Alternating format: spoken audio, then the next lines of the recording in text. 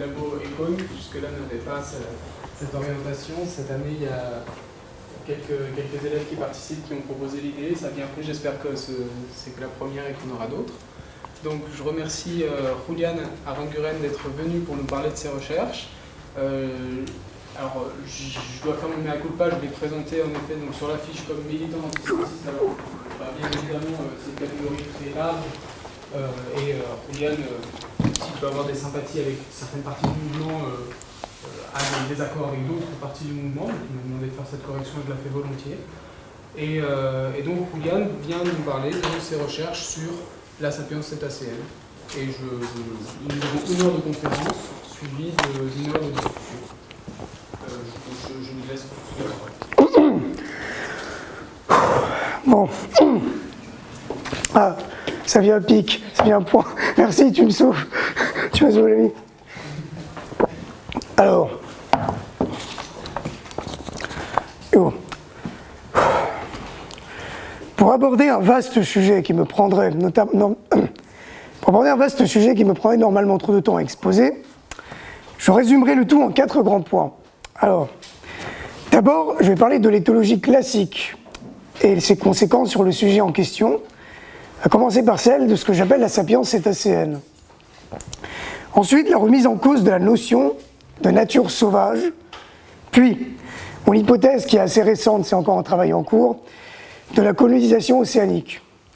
Et je terminerai donc sur les limites de toutes ces approches théoriques et ma propre tentative d'échange parlé, donc, avec les cétacés en question.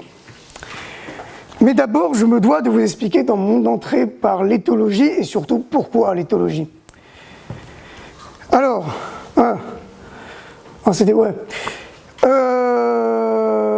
l'éthologie telle que théorisée dans les années 30 par Konrad Lorenz et Nicholas Tinbergen en particulier représente la science du comportement animal et humain au regard de la théorie de l'évolution et à ce titre, primairement une science de l'inné et du comportement dit instinctif.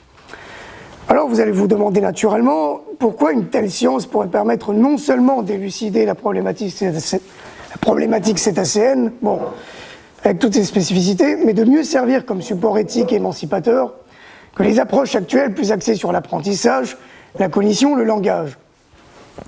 Tout tient en fait dans un problème épistémologique. La principale raison pour laquelle je me suis lancé dans cette entreprise, au risque de faire schisme avec l'activisme anti-delphinarium et pro-cétacé dont j'étais membre, si vous savez, le delphinarium, c'est cette pratique qui fait que vous avez des cétacés captifs qu'on exploite d'une certaine façon pour faire des shows.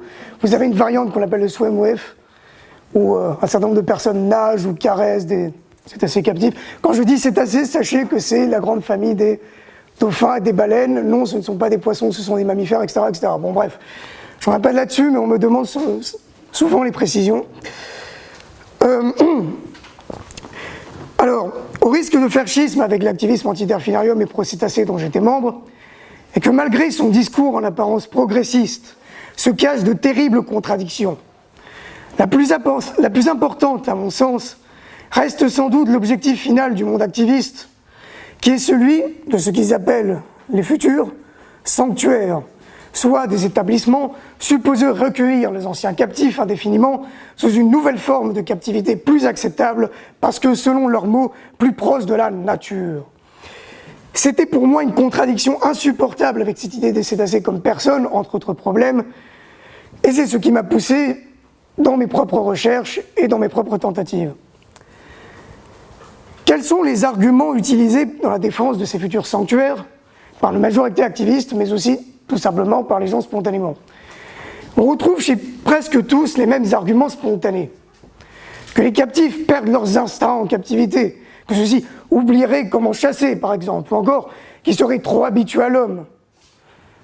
Or, ces arguments spontanés que l'on retrouve chez tous, et notamment dans la défense de la captivité au sens large, on se rend bien compte que de telles doxas constituent en elles-mêmes une absurdité. Si l'on définit par exemple l'instinct comme quelque chose d'inné, opposé à l'apprentissage comme principe, et donc fondé sur une base génétique, il est absurde de penser que ceci puisse être oublié sur un facteur environnemental externe. C'est cette intuition qui m'a mis sur la voie de l'éthologie et de son potentiel contestataire.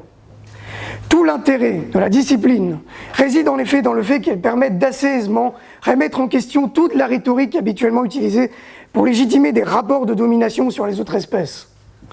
Généralement, sur une certaine interprétation spontanée de leur psyché et de leur comportement. L'éthologie est en effet avant tout une science de l'observation qui se fonde sur le prémisse fondamentale que le comportement n'est pas obscur, flou ou chaotique, mais que l'on observe chez les animaux des régularités qui nous permettent d'imputer des systèmes comportementaux et d'en inférer la nature avec une certaine sûreté. L'existence de comportements instinctifs, déterminés génétiquement et soumis au principe de la sélection naturelle, à la manière des traits physiologiques d'ailleurs, en est un. D'ailleurs, l'éthologie s'est fondée sur l'observation, avant Lawrence d'ailleurs, des convergences et divergences dans la forme des comportements spécialisés chez les différentes espèces d'oiseaux de la même famille, menées parallèlement par un Allemand, Oskar Herhoff, et un Anglais, Charles Otis Whitman. À mesure que l'on s'éloigne de l'arbre phylogénétique, certains comportements instinctifs spécialisés divergent en forme d'espèce en espèce, en parfait miroir de leur distribution dans l'arbre du vivant. Pour faire moins cryptique, par exemple, Herhoff observait des canards. Vous avez un canard qui est du même genre, donc vous avez deux espèces qui sont très proches. Un canard, il fait telle gestuelle. L'autre canard, il fait telle gestuelle, mais elle est un peu différente. Tu vois un cousin un peu plus éloigné, il fait telle gestuelle qui est un peu la même base, mais qui est un peu plus différente, etc. Et c'est dit, tiens, il y a un truc là. On peut utiliser les comportements pour remonter à comment, ce qu'on appelle la distribution dans l'arbre du vivant, bref. Sur ces bases, le fait d'inférer un certain nombre d'états mentaux, de capacités intellectuelles ou de processus cognitifs à des espèces non humaines n'a rien d'extravagant ou de cryptique. L'un des arguments les plus spontanés que l'on entend à l'encontre de toute interprétation plus généreuse du comportement ou psyché animal est l'accusation d'anthropomorphisme. La notion est systématiquement utilisée, non comme un outil d'analyse, mais plutôt comme une épée de Damoclès dont le but explicite est de susciter une crainte chez l'interlocuteur plutôt que de mieux comprendre ce dont il analyse. Surtout, elle n'est pas pertinente parce que, en plus de se présenter comme un concept vague et flou, fondé sur une posture névrotique, elle ne prend pas en compte le prémisse du rasoir d'Occam. Nous sommes dans de nombreux cas forcés d'arriver à certaines conclusions en ce domaine, puisque l'observation et l'expérimentation ne nous en donnent pas le choix. La régularité de certains comportements, leur contexte, le fait qu'ils recoupent avec d'autres allant dans le même sens, et le présent chez certains groupes plutôt que d'autres, groupes animaux j'entends, en plus d'une solide assise sur la neurologie expérimentale telle qu'initiée par des chercheurs comme Erich von Holst, désolé si je prononce mal l'allemand ou l'autrichien, Erich von Holst dans les années 30, restent des éléments probants en ce sens. Bon, je peux donner quelques exemples, je vais essayer d'aller rapidement parce que c'est bon, à une heure. Je peux par exemple citer le cas des oies étudiées par Lawrence lui-même. Si vous connaissez un peu le travail de Konrad Lorenz, vous savez que ça s'est beaucoup basé sur les oiseaux, notamment sur une colonie d'oies qui possédait dans sa station biologique en Autriche. Lorenz fait mention d'un certain nombre d'observations qu'il a menées auprès de sa colonie d'oies. L'une d'elles, par exemple, dévie d'une expérimentation sur les mécanismes de certains comportements instinctifs. Certaines chaînes de comportements spécialisés peuvent être déclenchées à volonté par l'animal, tandis que d'autres ne le peuvent pas. Elles ne peuvent l'être sans être précédées par des chaînes déclencheurs, des histoires précises, bref. C'est un peu barbare. Pour tester cela chez les oies, Lorenz en nourrit quelques-unes chaque fois qu'elles exécutaient une gestuelle instinctive particulière. Or, dans certains cas, elles furent visiblement incapables de déclencher spontanément ces gestuelles et se mirent toutes, à la place, à imiter grossièrement ces gestuelles-ci, qu'elles ne pouvaient pas déclencher par elles-mêmes. Ce qui nous oblige à interpréter ça comment ? Qu'elles connaissent ces gestuelles, elles en sont bien conscientes, elles savent comment cela fonctionne dans leur corps, elles l'expérimentent, et vont essayer Bon, bref. Un autre exemple notable est celui portant sur un comportement de nourrissage de ces mêmes oies. Lorsqu'une oie grive se trouve sur la surface de l'eau et perçoit sous la surface un schème visuel correspondant plus ou moins à une plante aquatique, elle est poussée à tendre son corps. Sachez que l'instinct, c'est pas une pulsion comme ça, souvent c'est des conneries. Non, c'est une impulsion. Je vais pas aller dans toute la théorie éthologique sur comment fonctionne le comportement instinctif, mais bref. Elle est poussée à tendre son corps et dérouler son cou de sorte à ramasser ses plantes pour s'en nourrir. Or, Lorenz fit, entre autres observations, parce que tout ça est dans tout un panel d'observations qu'il a fait en 40 ans, note dans la façon dont les oies de sa station se dirigeaient de temps à autre vers la végétation située sous le lac de la propriété, non pour s'en nourrir, mais vraisemblablement afin de déclencher la geste lui-même, puisqu'elles ne se dirigeaient alors pas vers les plantes ni ne les ramassaient, nous sommes bien forcés d'inférer que les oies sont parfaitement conscientes de ce mécanisme instinctif et en elles et du plaisir qu'elles en tirent lors de son exécution, ne dépendant pas entièrement de ces comportements fixes comme un simple ressort de survie, sinon qu'elles s'en approprient au sens plein. Toutefois, la pertinence, est-ce que je peux, je reviendrai là-dessus. Ça prend trop de temps, mais c'est important. Toutefois, la pertinence et la puissance de l'éthologie, comme la théorie reste, sont assises sur l'évolution. C'est le manquement premier de son grand ennemi qui est le behaviorisme. Qu'est-ce que le behaviorisme? Je vais faire un...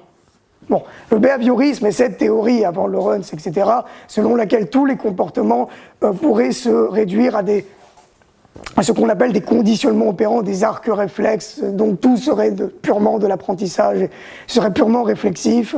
Il y a chez le behaviorisme une totale volonté de nier l'instinctif déjà, tout ce qui est l'inné, mais aussi de nier tout état mental, émotion, conscience, tout ce que vous voulez. Et ce que je critique dans mon propre milieu, c'est que paradoxalement, les types, ils te disent que les dauphins sont des personnes, oui, ils ont un gros cerveau, machin, mais il y a quand même des aspects behavioristes dans ce qu'ils disent, voire parfois tout à fait explicites.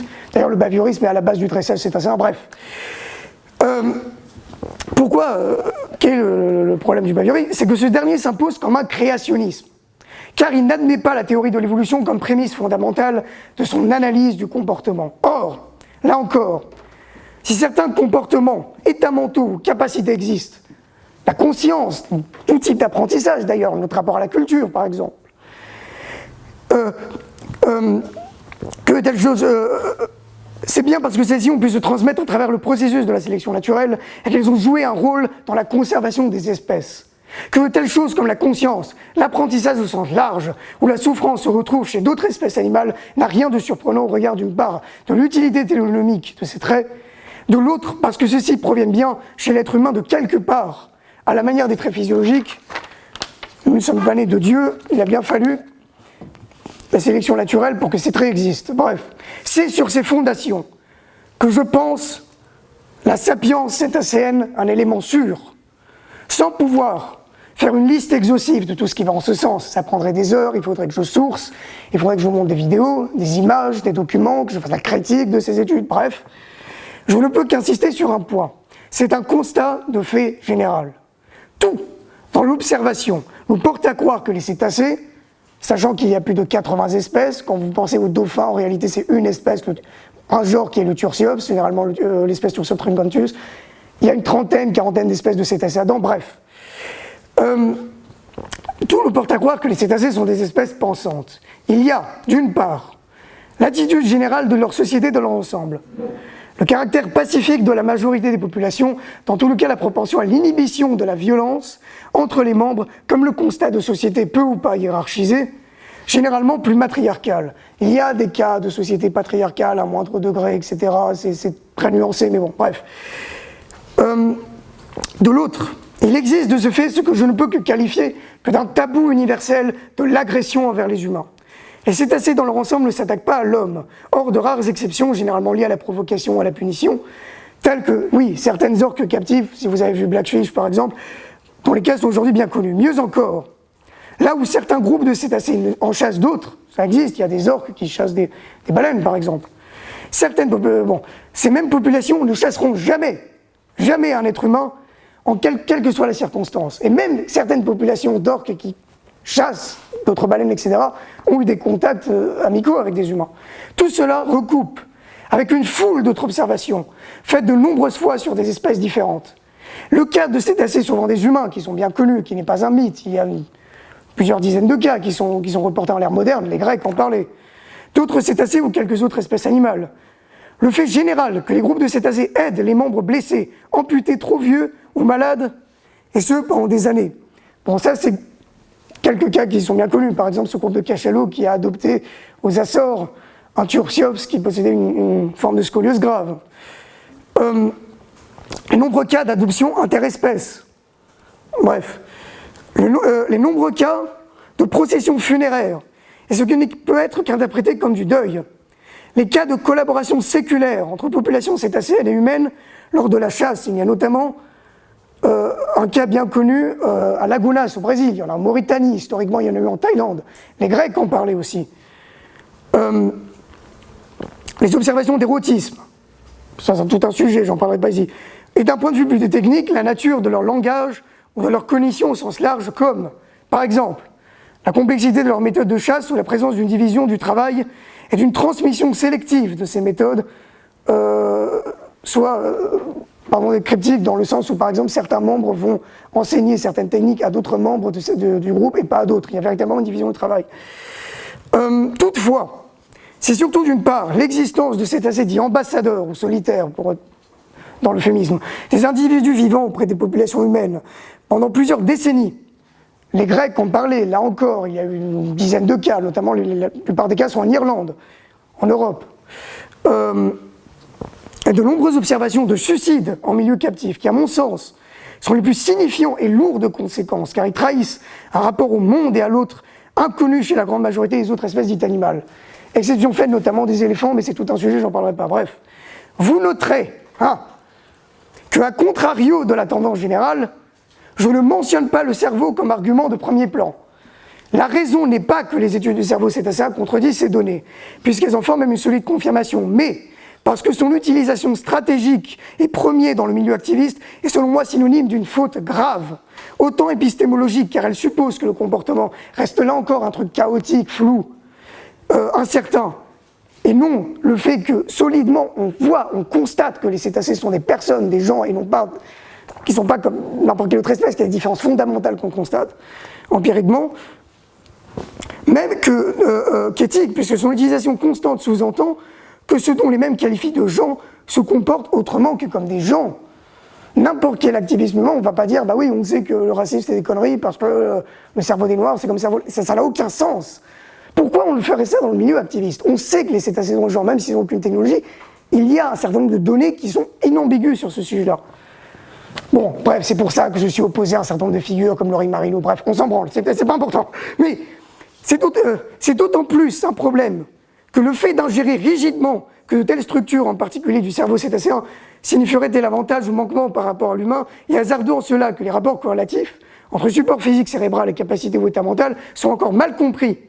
Deux systèmes nerveux très différents peuvent très bien arriver à des résultats similaires par évolution convergente, ce que montre très bien d'ailleurs le cas des perroquets, des corvidés, qui certes ont un cerveau très petit, mais qui ont une structure très différente, l'hyperstriatum par exemple, qui fait qu'ils ont des capacités très similaires à celles des grands singes, rien que sur le langage, ou celles des pieuvres, qui ont un cerveau qui n'a rien à voir au nôtre. Tout cela trahit avant tout un anthropocentrisme latent, où notre espèce devient le référent premier obligé, et où il est aisé pour des experts de légitimer des rapports de domination nouveaux au nom de telles inférences.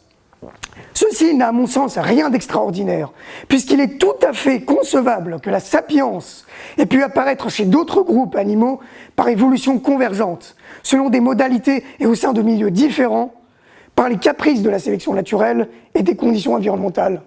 En gros, notre présence ici n'a rien de divin, il s'agit purement d'une contingence évolutive. Toutefois, cette approche n'est pas suffisante, et je me dois d'aborder le versant plus sociale et politique du problème. C'est bien après que m'est venue une autre classe de questionnement. N'est-il pas terriblement contradictoire de qualifier les cétacés, des gens donc, dotés de culture, de société, ce qu'insiste mon propre mouvement, de son hypocrisie, d'animaux sauvages, et par corollaire, les espaces qu'ils habitent et utilisent comme une nature sauvage, plutôt que comme un espace social. C'est cela qui me poussait à couper définitivement les ponts avec un milieu que j'ai pensé caduc. Toutefois, ce constat est lourd de conséquences. Il s'avère que je n'ai pas été le seul à arriver à une telle conclusion. De nombreuses voix dans le monde académique arrivèrent à ce constat de fait dans des domaines différents. Philippe Descola dans son Par-delà nature et culture, William Cronon dans son The Trouble with Wilderness, Ramachandra Guha dans Radical American Environmentalism and Wilderness Preservation. Bref. Bon, reprendre par exemple l'argumentaire de Descola. D'abord, il est clair que l'idée d'une entité indépendante de l'homme, repliée sur elle-même, dotée d'une volition propre, l'idée de mère nature, nature sauvage, fondamentalement opposée à l'homme, je me suis perdu en texte, d'un point de vue purement physique, n'a aucun sens. Nous faisons partie du même monde, et même l'extinction de toute vie sur Terre ne supprimerait pas les lois communes qui nous régissent.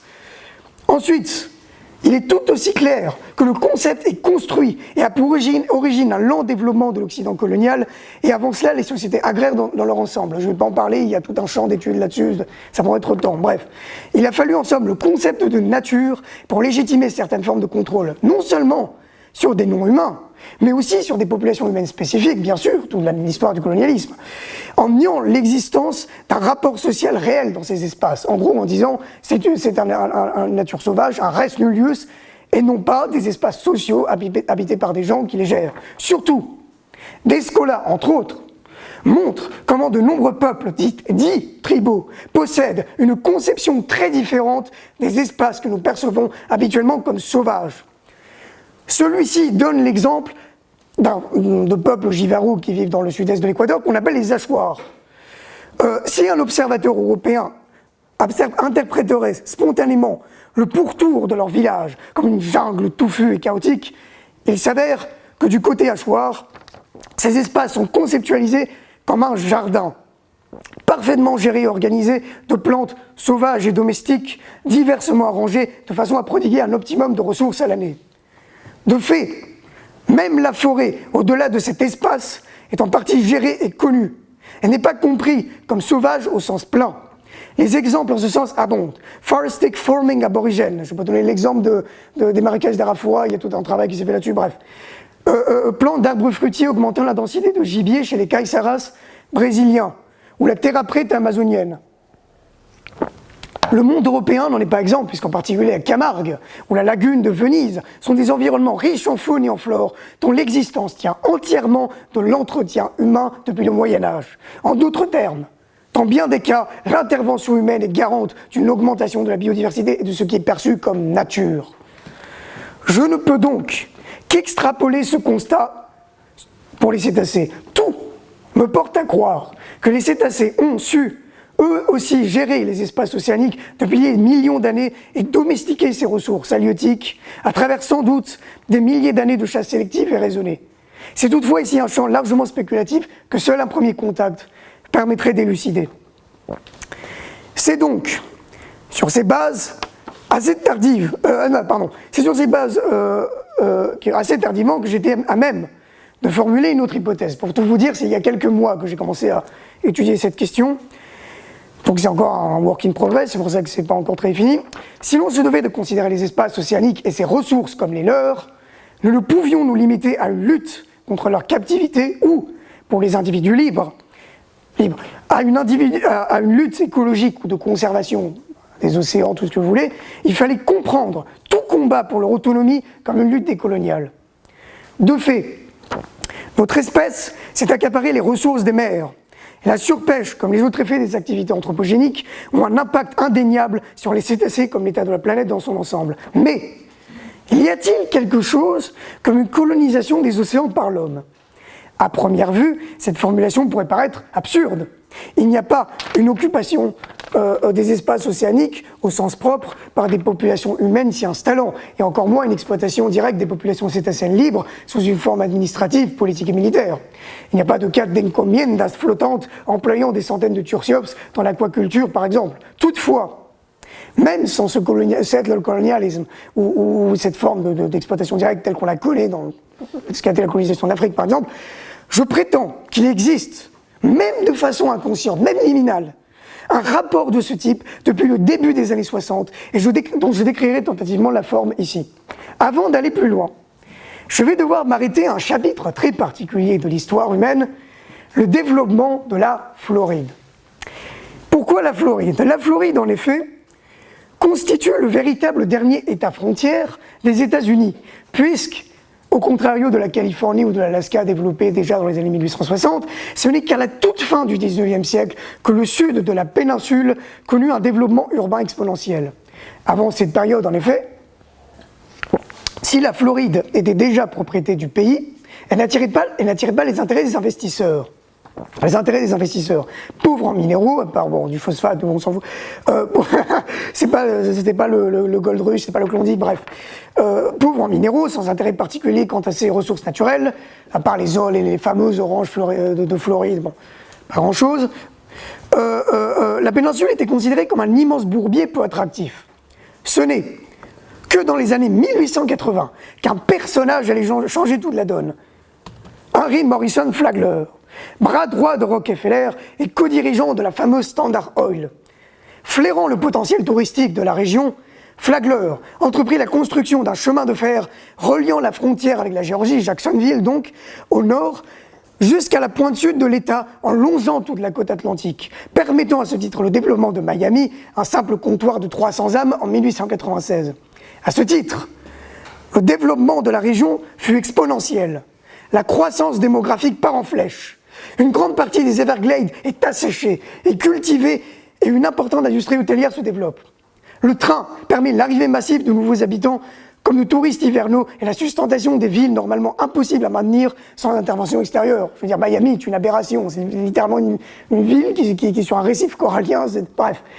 Mieux encore, il entreprend d'étendre le chemin de fer aux Keys, ce chapelet d'îles coralliennes se perdant dans le golfe du Mexique, avant la construction de l'Oversea Railroad. Achevé en 1912, ce qui fut surnommé alors le Flagler's Folly, devint dès sa finition la 8e merveille du monde.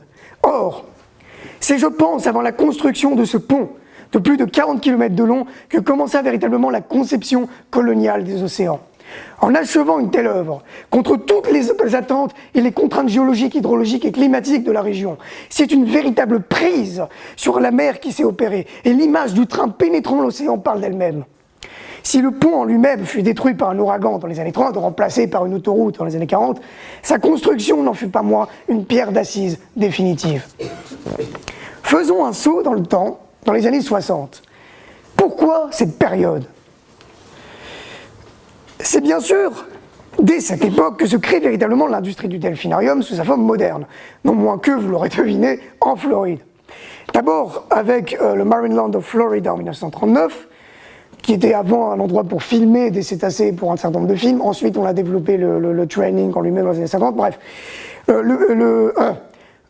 Marineland of the Pacific en Californie, cette fois à Palos Verdes en 1954, et le Miami Seaquarium, qui est un peu plus connu de l'histoire, en 1955. Toutefois, l'industrie ne s'étendit véritablement au reste du pays et du monde qu'avec l'avènement de ce qui fut d'abord un film, puis, après une suite, la fameuse série de 64, Flipper. Or, c'est avec Flipper que s'opérera le véritable changement que permettra non seulement à l'industrie du delphinarium de se développer aux États-Unis et dans le monde, plus tard en France, au Japon, en Russie, bref, mais aussi, je pense, à consolider et légitimer cette nouvelle prise sur les espaces océaniques et ses ressources. Comment cela ? Regardons d'abord... non, ça j'en parlerai plus tard. Ah zut, merde. Bon. Voilà. Le PowerPoint qui est... Bon. Faisons... je me suis perdu. Oui, comment cela ? Regardons d'abord ce qui s'opère en même temps à cette époque. Nous assistons alors à une révolution en termes de rapport à la mer qui illustre en particulier 4 grands axes. La prospection minière... Ah non, mais voilà. La prospection minière sous-marine, avec l'apparition des premières plateformes pétrolières offshore. Bon, il y a toute une histoire avec ça, J.L. Mero qui publie un document en 60, la véritable première plateforme pétrolière en 62, bref. La généralisation des sonars et des sous-marins d'exploration, bien sûr avec Picard notamment, pas Star Trek, hein, Auguste et Jacques Picard, bref, a été crucial pour le développement de ces nouvelles industries. Je passerai sur les modules polymétalliques, c'est important, mais c'est encore il y a toute une histoire avec la zone de Clipperton, bon bref, mais ça j'y reviendrai pas parce que c'est long à expliquer, c'est encore expérimental. Mais disons, sachez que c'est un aspect fondamental, mais que c'est pas non plus le plus fondamental. L'apparition de la pêche moderne, à l'aide de ce qu'on appelle les super trawlers. Je viens pas avec il y a toute une histoire du développement des trawlers, de l'industrie sardinière, mais disons qu'il y a un shift à la fin des années 50, début des années 60. Cette pêche n'est plus dirigée vers la prise des grandes proies pour la consommation humaine directe, comme on le croit souvent, mais essentiellement vers la capture de ce qu'on appelle le forage fish, c'est-à-dire la masse de minuscules poissons à la base de la chaîne alimentaire d'une grande partie de la faune marine, tout ce qui est anchois, sardines, ce qu'on appelle les cupléiformes, bref. Seuls, il faut que je retrouve la source, etc., mais que je sache, seuls 10% de ces prises sont utilisées pour la consommation directe. L'essentiel est broyé en farine pour nourrir les animaux d'élevage. Hein. Là, pour le coup, c'est le véganisme et tout, bref. mais aussi utilisé comme engrais ou pour diverses applications industrielles telles que le cosmétique. Cette redirection est la conséquence de l'éptonard permettant de trouver et de prélever aisément la prise en mer. J'ai l'impression qu'on voit mal là en fait, la projection est un peu dégueulasse, bref. Le développement urbain des côtes en vue du tourisme, avec toutes ses conséquences en termes d'aménagement d'infrastructures. Là encore, développé dans les années 60, c'est le cas de la Côte d'Azur, c'est le cas de ce qu'on appelle les Rivieras, que ce soit la Floride bien sûr, mais aussi ce qu'on appelle la Riviera Maya par exemple. Bref, il y a des tonnes d'exemples. L'industrie du delphinarium et un de ses corps-là, tout comme une certaine romanticisation des espaces côtiers maritimes, je reviendrai là-dessus, comme de leur usage avec Cousteau, et l'introduction de la plongée sous-marine. Les différentes rivières à travers le monde constituent d'excellents exemples. Je ne parle pas des conséquences écologiques de tout ça, je me concentre plus sur l'aspect économique. L'apparition d'une législation internationale de la mer comme territoire assigné et exploitable. C'est le début de ce qu'on appelle les zones économiques exclusives et d'un partage des océans par les différentes nations, notamment à travers les pourparlers de ce qu'on appelle l'UNCLOS dès 1958. Des compagnies seront de même mises en place par les États pour la prospection, l'exploration et l'exploitation des territoires sous-marins. Et je ne suis pas le seul à dire, il y a de nombreux experts qui reviennent là-dessus en pointant du doigt les étranges similarités qu'il y a ça et avec ce qu'a été le partage de l'Afrique après la conférence de Berlin en 1880. Bref, quel rapport pourtant entre toutes ces innovations et l'exploitation cétacéenne? Il faut pour cela se pencher sur Flipper comme figure. Avant 1963, les dauphins étaient en effet considérés comme des vermines, des concurrents du petit pêcheur, invariablement pourchassés et détruits.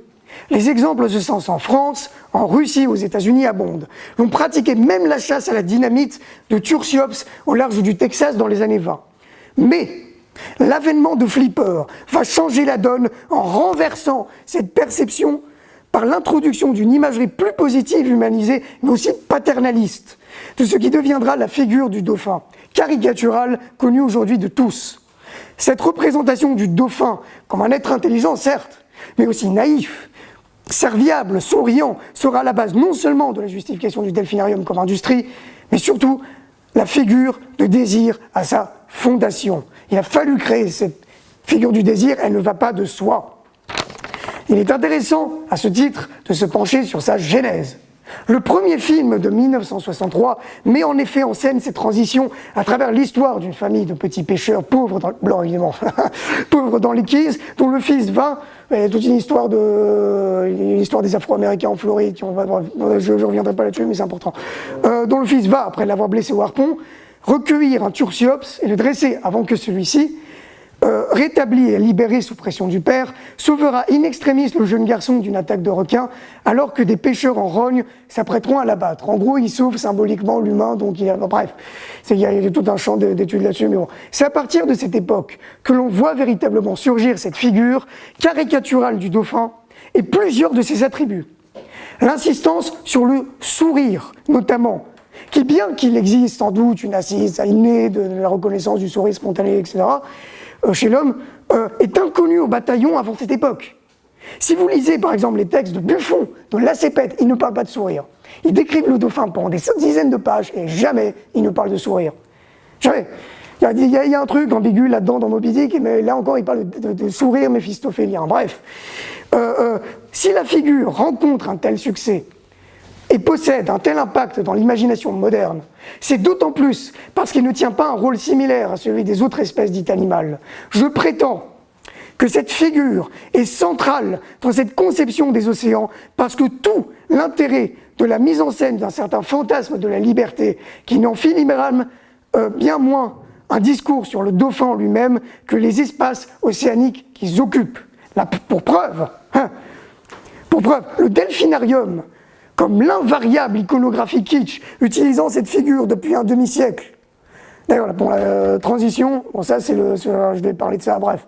Mais disons que voilà, un certain nombre, si vous regardez la géologie des figures, alors c'était copié sur les cadavres des cétacés échoués, etc., ou complètement fantaisiste, même au début des années 20, parce que regardez cette affiche qui disons, qui folklorisent la chasse des dauphins ou ce qu'on appelle les porpoises, ce qu'on appelle encore des cochons de mer, les marsouins, bref, qui sont une autre espèce qu'on appelle les phoconas, bref, et plaf. Pas avant les années 60, hein, construit, complètement, bref. Et vous avez effectivement, il y a l'industrie du kitsch qui se développe, là encore complètement inédit, c'est un truc qui n'existait pas avant, explosion de ça, j'ai vérifié, hein, c'est un truc que j'ai étudié. Vous avez une variante New Age, qui est une variante des années 80, il y a un shift qui est apparu dans les années 80 par rapport à la figure de dauphin, ça prend tout le temps à expliquer, j'en parlerai pas. Le delphinarium, comme l'invariable iconographie kitsch utilisant cette figure depuis un demi-siècle, mettent toujours en scène, invariablement en scène, le dauphin comme dans un certain environnement océanique fantasmé. Eau turquoise peu profonde, place de sable blanc cocotier, en captivité. Tout l'intérêt et l'attrait des choses n'est pas le confinement lui-même, personne ne fantasme sur l'idée du dauphin captif, non, mais bien la mise en scène d'une vision fantasmée de la liberté et de l'océan à travers les cabrioles des captifs. Le sujet n'est rien sans le background colonial, c'est-à-dire l'océan et ses richesses. Voilà. Alors, passage important, j'en parlerai parce qu'il y a beaucoup de choses à dire là-dessus. Très tôt, l'existence, comme la forme de cette iconographie particulière, me frappe à l'esprit, d'autant plus qu'elle me rappelait quelque chose. Elle possédait des fortes similarités structurelles avec une autre imagerie bien connue des Français, celle du noir banania tel que présenté sur les produits et affiches de la marque éponyme en 1915. Aux années 50. Ah, j'ai été critiqué là-dessus par des anards et tout. Hein. Une image qui initiera dès le début du siècle toute une iconographie et une conception des sujets coloniaux noirs de France comme, bien sûr, simple d'esprit, naïf, enfantin, serviable et souriant, incapable de se gérer par eux-mêmes, au-delà de la tutelle de l'État colonial.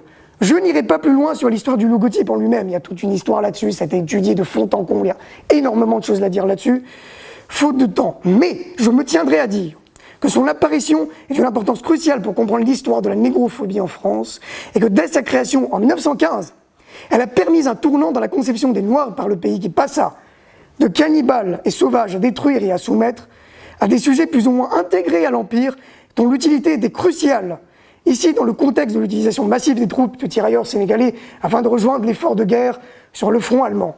Il y a beaucoup de choses à dire là-dessus, sachez notamment que les représentations ont changé historiquement. Au même temps aux États-Unis, ça n'avait rien à voir, la représentation noire n'est pas coloniale.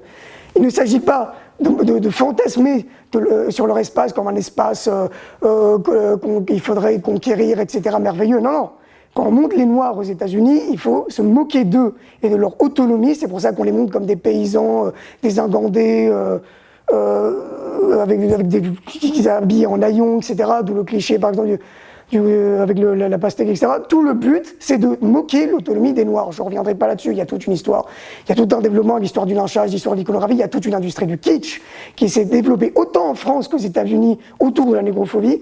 Un des parallèles importants, qui est loin d'être une coïncidence. Bref, on verra alors le caractère crucial de l'analogie. La figure du dauphin est comme nulle autre figure. Et ces caractéristiques ont bien plus en commun avec des formes de figuration de catégories humaines aliénées qu'avec la façon générale de montrer les animaux dans la société.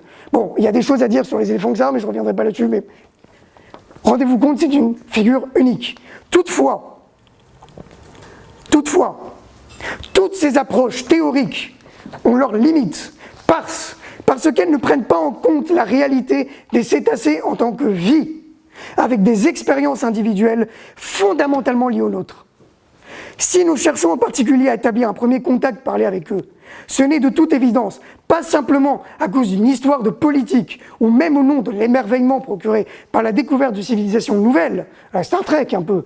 C'est aussi parce que nous sommes une espèce sociale qui cherche spontanément à entretenir des rapports sociaux et donc pour qui l'absence de tels rapports horizontaux avec eux serait une synonyme d'un immense gâchis. À ce titre, il est crucial d'enfin pouvoir échanger verbalement avec eux. Verbalement, hein, c'est pas une communication. Non, de leur parler, concrètement, avec eux et ne plus les reléguer dans un état factuel d'animalité relationnelle malgré leur réel statut. C'est dans cette optique que je me suis lancé dans l'objectif de parler véritablement avec un cétacé. C'est de toute évidence, un prémisse fondamental de leur autonomie future. Ils doivent pouvoir, captifs ou libres, parler en leur nom. Ce sera sans doute cet aspect qui sera décisif dans une lutte contre l'établissement de ces futurs sanctuaires, entre autres parce qu'ils sont une complète négation de cette autonomie, comme leur exploitation au sens large, sans parler de la spoliation de leurs ressources et leur chasse, comme il est encore pratiqué au Japon, mais pas que, bien sûr, en Norvège pour les baleines à fanon, par exemple. Bref, je ne reviendrai pas là-dessus, mais sachez qu'il n'y a pas que le Japon, c'est un cliché. Il y a beaucoup de choses à dire là-dessus, mais pour cela, moi et mes quelques amis activistes, des Russes, des Américains, etc., on a tout un réseau, avec qui nous avons formé un groupe de réflexion et de recherche commun depuis quelques années, avons mis en chantier la construction d'une machine capable de mettre en place un tel contact. Le principe d'un tel appareil est plutôt simple. Le cétacé à dents, parce que pour les cétacés à fanon, c'est au niveau du hertz, comme les éléphants, donc c'est-à-dire des infrasons et non des ultrasons. Les cétacés à dents entendent et émettent des sons jusqu'à plus de 160 kHz. En fait, c'est sans doute plus, mais bon, ça c'est disons que c'est le constat un peu dogmatique, conservateur minimal. Notre espèce, elle, ne peut entendre que jusqu'à 18 kHz. Il faudrait donc une forme de radio basse fréquence modifiée, capable de capter les fréquences ultrasoniques sur lesquelles les cétacés communiquent à 60 kHz, par exemple, entre 40 et 60 ou 60 et 80, et les transcrire à notre niveau, puis faire le chemin inverse lorsque nous parlons. C'est le principe, par exemple, des machines qui permettent de détecter les chauves-souris. Bon. Si cela ne nous permettrait pas, dans un premier temps, de parler leur langage en soi, pour un tas de raisons techniques liées à la nature de leur langage et sa fondation sur les collocations comme sens, sachant déjà que l'input sera déformé, sans doute en plus ils reçoivent et envoient le son de façon plus rapide que nous, donc pour eux, nous sommes beaucoup plus lents qu'eux dans notre diction, à nous permettre d'établir une forme de lingua franca, de pidgin, intermédiaire, suffisant dans un premier temps pour un véritable échange intelligible. Peut-être plus tard avec, je ne sais pas, peut-être la technologie des interfaces cerveau-machine, je ne sais pas. Peut-être arrivons-nous à aller vers leur qualia, je ne sais pas, l'histoire du cavalier et tout ça, mais pour l'instant, en tout cas, c'est le minimum syndical. On se demandera alors s'il n'y a pas eu déjà des tentatives similaires et pourquoi celles-ci auraient vraisemblablement échoué. Parce que si vous connaissez un peu l'histoire de la cétologie, vous allez me dire, bah oui, mais il y a eu John Selili et puis il y en a eu d'autres. La raison à cela est en vérité bien moins technique qu'idéologique et psychologique. Les tentatives en ce sens abondent. Je pourrais notamment citer le cas de White Doak, un néo-zélandais qui, dans les années 80, entrait en contact avec une delphine, surnommée Rampal, en hommage au flûtiste français, de l'espèce Delphinus delphis, donc c'est pas les tursiops, c'est encore une autre espèce, qui remontait alors un fleuve dans son pays natal. À l'aide d'un piano électronique, à la manière du film Rencontre du troisième type par ailleurs, il chercha à établir une communication. Il exécutait des mélodies que celles-ci répétaient et vice-versa. Mais, au fur et à mesure de leur rencontre, les compositions devenaient de plus en plus élaborées, la delphine le poussant vers une certaine direction. White se rendit vite compte que celle-ci cherchait à l'amener vers des fréquences qu'il était incapable d'entendre, naturellement, et de répliquer. Malgré le fait qu'il ait pris connaissance du problème fondamental derrière la communication entre nos espèces, c'est-à-dire le problème des fréquences, celui-ci ne fit plus rien en l'espace de 30 ans pour pallier à cette difficulté. Je peux citer d'autres cas, il y a celui de Denis Zerzin, ça sublime par ailleurs, elle a créé toute une machine qui était une usine à gaz qui servait à rien, et ensuite elle a rien fait en l'espace de 30 ans. Bref, je conclurai en paraphrasant peu ou prou un géant dont j'arpente timidement l'épaule. Il serait, bien sûr, tout à fait extraordinaire, de découvrir de véritables civilisations extra-humaines, l'existence de philosophie ou de poésie, d'un Shakespeare tursopien, par exemple, rêvons. Toutefois, cette approche scientifique se heurte à des limites et à peu d'importance pour le jeune captif qui se doit de se laisser caresser et faire des tours pour des centaines de touristes dans les swimweaves des Caraïbes, ou les orques résidentes affamées du Puget Sound à cause des barrages hydroélectriques qui ont été installés dans ces régions. Et la priorité ne peut que revenir aux premiers concernés, et non à des activistes qui, malgré de beaux discours, comme moi d'ailleurs, parce que je fais partie de tout ça malheureusement, finissent invariablement par faire usage de vie dans leur propre intérêt et guerre de faction, et dont le paradoxal manque d'initiative est clairement le produit d'une crainte de perdre leur position dans un réseau de pouvoir encore bien trop humain.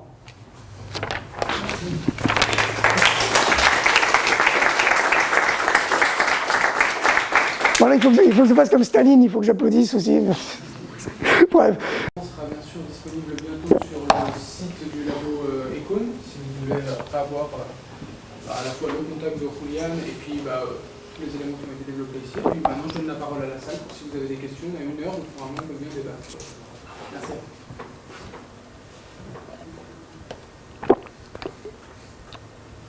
Je suis sûr qu'il y a plein de questions, mais vous n'osez pas véritablement parce qu'il y a des trucs techniques ou des choses comme ça. Pourquoi cette focalisation sur les dauphins? Parce que les océans, c'est des dizaines de milliers d'espèces, et puis c'est les plus grandes victimes, c'est effectivement par exemple les poissons fourrages, etc. C'est une fascination pour leur intelligence? Non, pas du tout. Déjà, il faut savoir un truc. Je ne suis pas fasciné par les cétacés par eux-mêmes, pas du tout. Il y a des gens comme ça, il y a des gens qui sont fascinés par leur physique, qui disent oui, mais moi je veux les toucher. Mais je ne suis pas entré dans ce truc. Je suis entré dans ce truc d'ailleurs. Parce que ce dont j'étais fasciné, c'était beaucoup plus l'industrie du delphinarium comme lieu de manipulation. Je me dis, pourquoi il y a ce truc, pourquoi il y a ces environnements, cette mimique de l'océan comme imagerie, etc. Pourquoi il y a ces shows qui font une espèce de parodie de liberté? C'est ça qui m'a fasciné véritablement. Et en fait, le truc, c'est que, c'est un calcul simple. Je sais que c'est un moot point. C'est vrai que je me concentre sur le problème de la sapience. Mon calcul, c'est pas de dire qu'il y a forcément une hiérarchie. J'ai été accusé par des militants antispécistes de faire une hiérarchie entre les animaux, etc. Le problème, c'est que déjà, pour moi, je ne peux pas parler d'animal. Je suis en présence d'une civilisation qui existe depuis 40 millions d'années, qui a ses modalités propres, qui a un rapport globalisé, sans doute, un rapport de propriété, un rapport véritablement conceptuel avec ses ressources. Et c'est un fait qui est là, qui existe, qui n'a aucun doute. On peut parler avec eux, on peut avoir un rapport unique avec eux. Et il y a quelque chose que j'interprète, en tout cas, comme quelque chose comme une forme de colonisation factuelle. Et je ne peux qu'agir envers cela.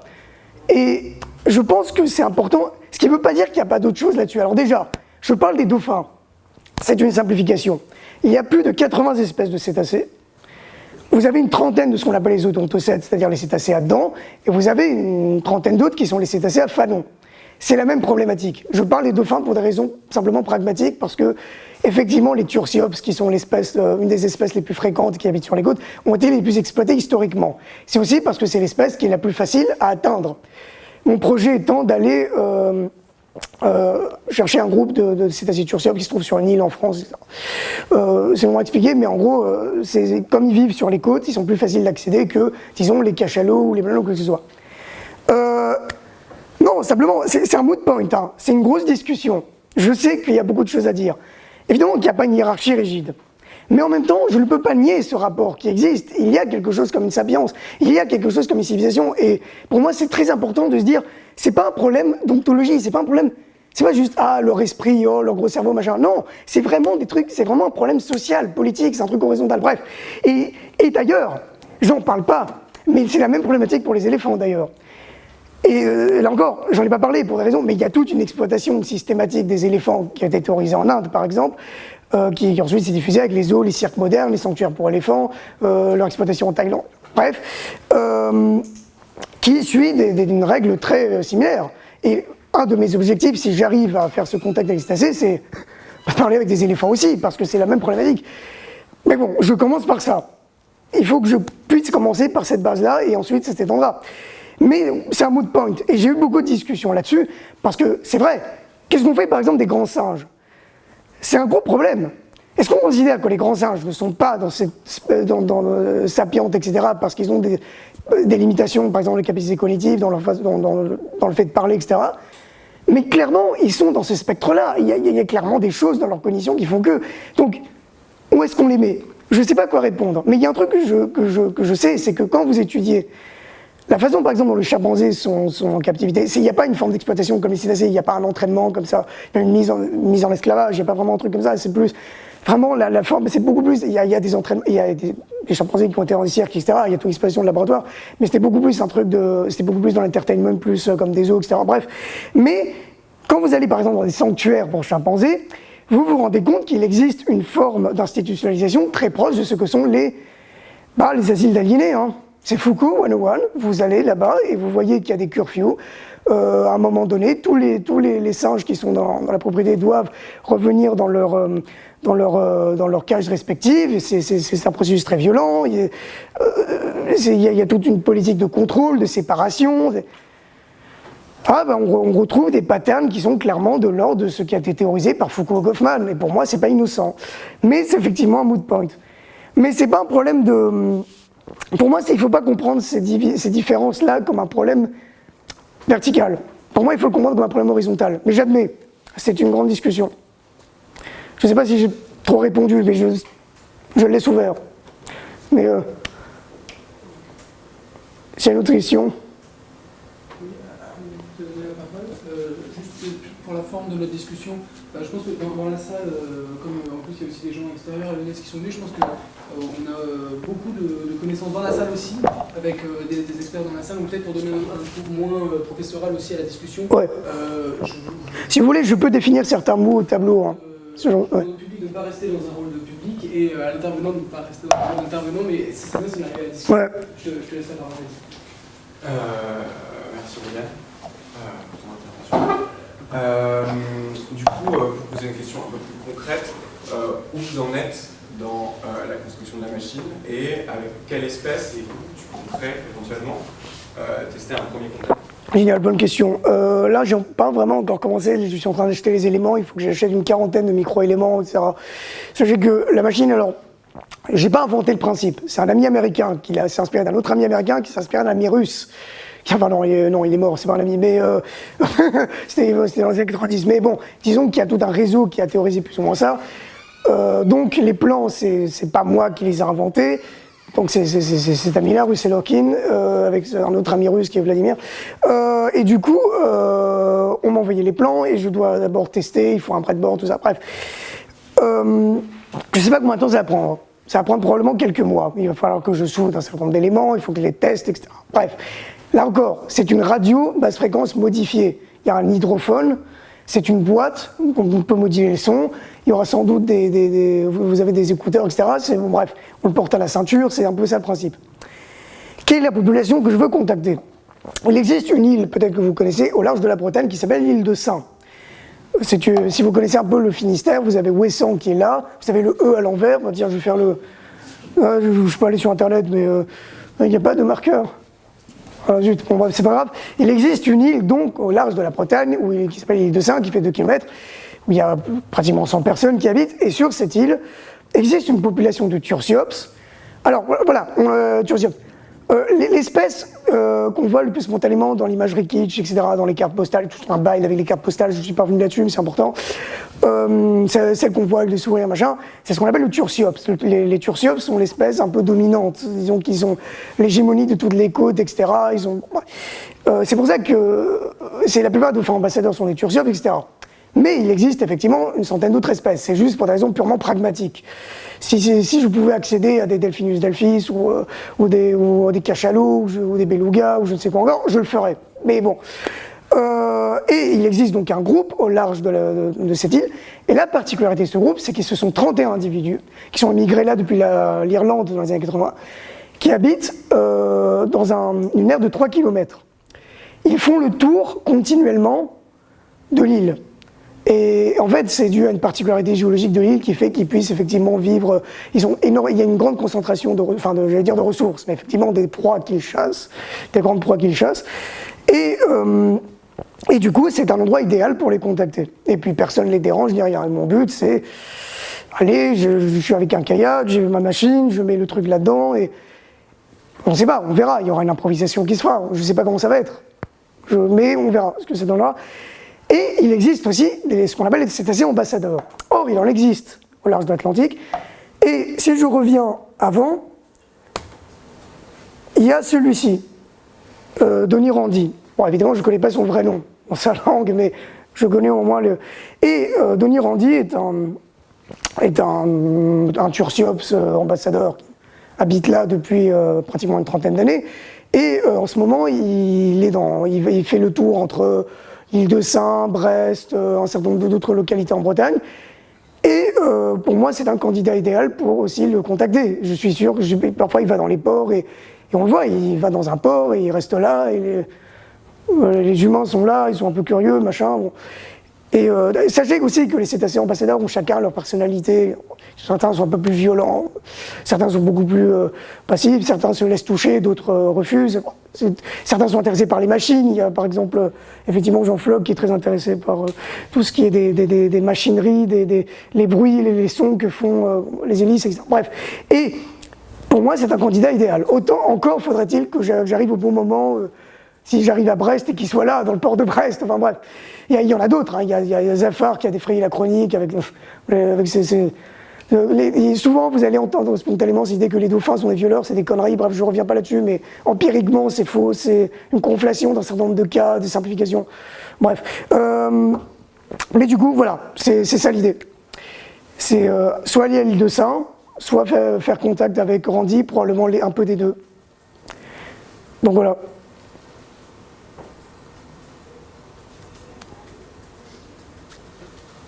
Tiens, d'autres questions? Du coup, je vais partir sur une question. Est-ce que tu peux nous en dire plus sur la réception de ce genre de thèse dans le monde académique? Savoir s'il y a des gens qui travaillent là-dessus, comment ils reçoivent ce genre de questions. Et ça m'intéresserait aussi de savoir les différents avis, les oppositions que tu as pu aussi rencontrer dans le milieu militant. Super, j'en parlerai, parce que c'est important. Pour ce qui est du monde académique, ça dépend de quel monde académique. Tout ce qui est des cétacés et l'hégémonie disons, un certain monde qui est surtout très lié. Il y a très peu d'éthologues en eux-mêmes. Il y a l'hypocrisie chez les éthologues aussi. Hein. C'est pas parce que je suis d'accord théoriquement qu'ils sont parfaits. Laurent a écrit des conneries là-dessus dans les années 60, bref, c'est pas un problème. Mais le truc, c'est que dedans, les experts qui sont un peu ensemencés par le milieu activiste dont j'étais lié, ils ont un discours qui est effectivement très optimiste, en mode oui, machin, ils ont leur cerveau, mais le dauphin est une personne, mais oui, ils ont une culture, regardez, tel dauphin avec une éponge, machin. Et après, ils les appellent des animaux sauvages qui vous foutent dans des sanctuaires. Bon, et il y a cette hypocrisie-là, ça dépend. Il y a plein de chercheurs, il y a des chercheurs, il y a des gens qui ne sont pas des chercheurs, mais qui sont proches de ce milieu-là. Il y en a certains qui sont plus proches que d'autres. Je suis très admirateur de Kenneth Levasseur, j'en parle pas, mais Kenneth Levasseur, c'était effectivement un chercheur qui, dans les années 70 à Hawaï, travaillait avec un de ceux qui a le plus travaillé sur la cognition esthétique, qui s'appelle Lou Herman, qui possédait 2 dauphins captifs qui s'appelaient Puka-Ankea dans ce qu'on appelle le Kewalo Basin, qui se trouvait, c'était un laboratoire en Hawaï. Ensuite, il a abandonné ces dauphins captifs, il s'est barré parce qu'il avait un certain nombre de problèmes avec la législation par rapport aux conditions de travail du laboratoire, et ce qu'a fait Ken Levasseur et son pote, Steph Sipman, je crois, bref, il a libéré ses captifs. Mais il ne les a pas libérés sous la contrainte. Il n'a pas mis une espèce de filet où il les a foutus pendant 3 mois pour les apprendre à chasser ou je ne sais quoi encore. Il les a pas entraînés pour être sauvages, non. Il les a aidés, il les a nourris, parce que les dauphins captifs sont entraînés par la privation de nourriture, donc ils sont généralement underfed, enfin ils sont le plus souvent victimes d'une forme partielle d'inanition, bref. Il les a aidés à développer leur musculature, mais il les a pas retenus captifs ni rien. Et ils sont partis et ils vivent avec des populations libres et ils sont parfaitement bien. Hein. Ils sont pas morts de faim ou je ne sais quoi encore. Bref.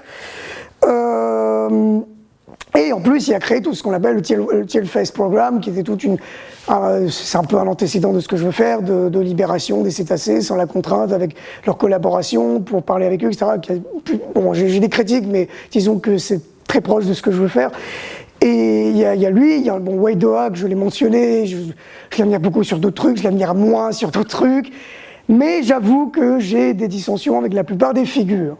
Vous avez sans doute, si vous avez vu Blackfish, vous connaissez Laurie Marino, je n'aime pas beaucoup cette personne, c'est une des plus grandes, c'est une des celles qui utilisent le plus le cerveau comme argument pour légitimer pour dire oui, ce sont des personnes, ils ont un gros cerveau, mais en même temps, c'est la plus grande advocate des sanctuaires aujourd'hui. Il y a des gens comme Ingrid Visser, il y a des gens comme... Il y a toute une panel d'experts qui sont liés à ce sujet, c'est les mêmes, ils sont souvent dans un entre eux, ce qu'on appelle un peu très grossièrement en anglais un circle jerk. C'est pour ça que j'ai du mal. Et oui, mais le problème, c'est que même si je peux être théoriquement de temps en temps d'accord avec ces figures, ils n'ont rien foutu, hein. Parfois, en 40 ans, ils n'ont rien fait. Et ça, c'est un problème, c'est très symptomatique d'une part, mais ils sont malheureusement pris dans des rapports de domination, de pouvoir, où ils ont leur petite expertise, leur petite place, ils n'ont pas envie de... Ils n'ont pas envie d'avoir... Ils n'ont pas le courage, malheureusement, ces personnes, malheureusement, je compatis en partie, mais ils n'ont pas le courage de sortir de ces structures-là. Et bon. Et pour ce qui est du milieu académique, plus effectivement, comme ici, plus de ce qui est de la philosophie, de la sociologie, etc., bah, il y a très peu de choses là-dessus, pratiquement rien. Il y a peut-être eu quelques-uns, je sais qu'il y a, comment il s'appelle, Kemlika, je ne peux pas prononcer son nom, qui est un chercheur très connu sur la question animale, il a fait un truc un peu de critique des sanctuaires. Ceci dit, des sanctuaires pour animaux dits domestiques, donc c'était vraiment très timide par rapport à ce que moi je dis. Il y a des choses qui se recoupent, c'est pas pour rien que je cite Descola, parce qu'il y a des convergences. Mais malheureusement, non. Que je sache, ce field est nouveau, il n'a pas été exploré. Je rentre là-dedans de façon très... disons que j'improvise, hein, c'est un immense champ qui a besoin d'être exploré. Et bah, si vous voulez l'explorer avec moi, ce serait génial. Donc voilà. Et non, mais je pourrais parler pendant des heures de mes oppositions, mais le truc c'est que... Bah oui, mais c'est à ses limites, je peux pas... Je peux pas rester dans mes oppositions idéologiques avec telle ou telle personne. Ça sert à rien. C'est des rapports de domination, c'est des petites batailles entre non, à un moment, il faut juste aller là-bas et leur parler, quoi. Ça sert à rien de rester 40 ans à... Je connais des amis qui sont là-dedans, qui sont à se battre contre telle ou telle figure pendant 50 ans, là, c'est bon, quoi, non. C'est plus possible, quoi, donc voilà. Et dans le milieu militant? Ça dépend quel milieu militant. Les anards ou... parce que je suis dans 2 milieux militants et c'est difficile dans les deux, donc non, mais c'est juste, bah, c'est pareil, c'est-à-dire... au début, c'est pour ça que j'ai mis au tout début pourquoi je mangeais mon père spirituel. J'avais un peu un père spirituel dans ce milieu-là. Il y a une personnalité belge, Yvon Godefroy, si vous connaissez son nom, qui a un peu fondé l'activisme anti-delphinarium pas en France,